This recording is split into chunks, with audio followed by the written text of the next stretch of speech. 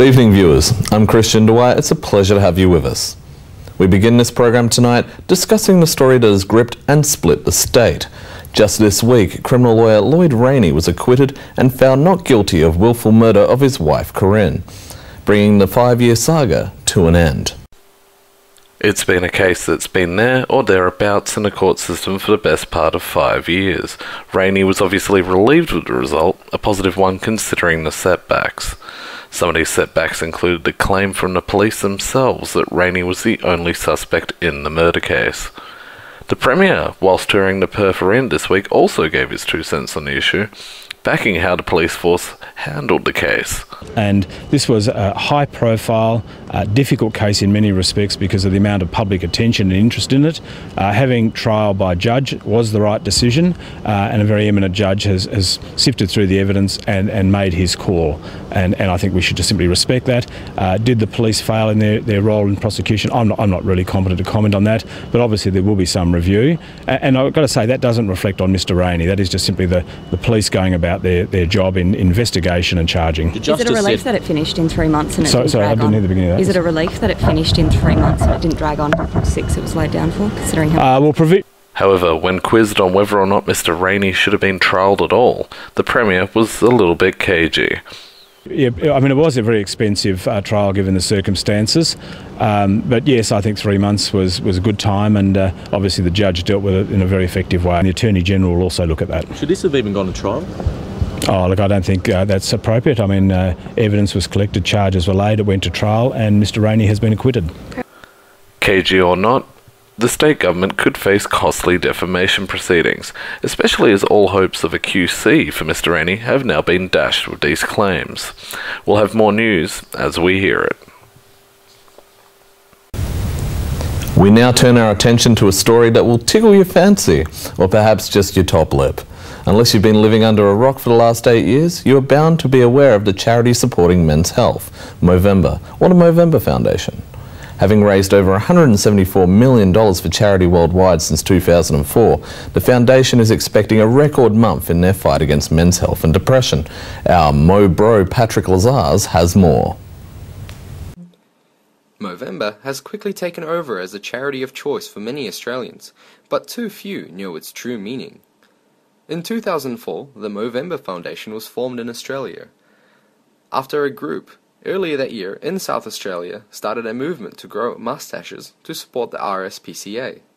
8 years on, and we're looking at a fully fledged foundation, complete with the support of Australian men, in support of men's health and depression. Dubbed Mo Bros, valiant young men are growing moustaches over the country through websites listed below. It's a great cause that many within DHK News will be taking part in, and we encourage all men who aren't afraid of the old soup stranger to get involved with. And who knows, it might just save your life. Patryk, Lazarz, WA Tonight. Thanks for that, Patryk. I'll be taking part in Movember this year too, and if you're interested in supporting the charity's cause, you can do so at the link provided below. But one man who prefers a shaved face to a tickly Movember moustache is Ivan Leong, with the latest headlines from Perth and Hong Kong. Ivan? Well, you're getting a shaving Christmas. Anyway, thanks very much indeed, Kristian. Making news on DHK tonight, Barack Obama defeated Mitt Romney at the presidential election in the United States. The Australian federal government is now defending the live animal export regulations after the ABC TV's Four Corners released disturbing pictures of Australian sheep culls in Pakistan. The Western Australian Premier Colin Barnett was confident the arena can become Perth's iconic venue, despite the project was late and 3 times over budget. In Hong Kong news, the Education Secretary Eddie admitted the government has neglected the public's emotions towards the rollout of the national education curriculum 2 months ago. And Financial Secretary John Tsang has made a statement on his blog defending the government's current measure against the price hike of residential property markets. And if you missed the evening news, you can click on the link below and watch it again. Here's Kristian. If you've recently rushed out to get a new iPhone 5 with the promise of increased speed on your network with its all-new LTE capability, you might want to check what carrier you're with. In the wake of abolishing their infinite caps in the face of rising consumer complaints, the company has failed to establish a 4G network. Seow has more.